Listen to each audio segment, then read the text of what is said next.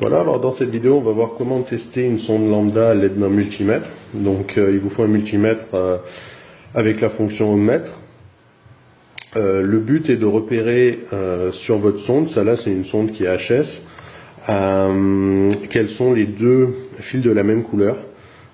Les couleurs peuvent varier en fonction des marques.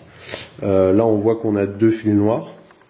Donc le but c'est de mesurer la conductivité entre les deux broches qui correspondent aux deux fils noirs.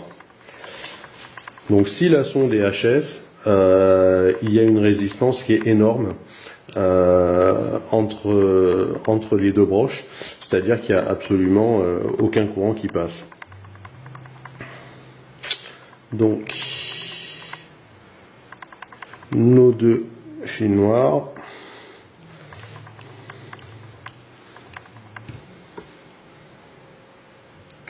Voilà, donc là on est à 30 mégaohms, ouais, c'est-à-dire en gros résistance infinie.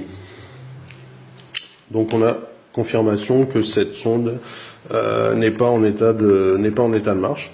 Donc pour comparer, on en a une qui est toute neuve, donc même principe, les deux fils de la même couleur. Pareil, là c'est deux noirs. Donc on va faire la mesure.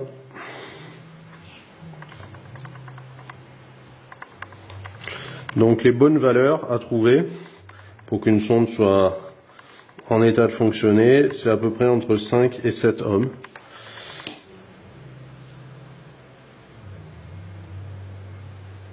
Voilà. 5,2, 5,1. Donc voilà, on est entre 5 et 7 ohms. Donc cette sonde est en bon état de marche, contrairement à l'autre, sachant que une fois qu'une sonde a une résistance telle que celle-là, on ne peut pas faire grand-chose pour la réparer, à part la changer, il n'y a pas d'autre solution. Voilà, à très bientôt.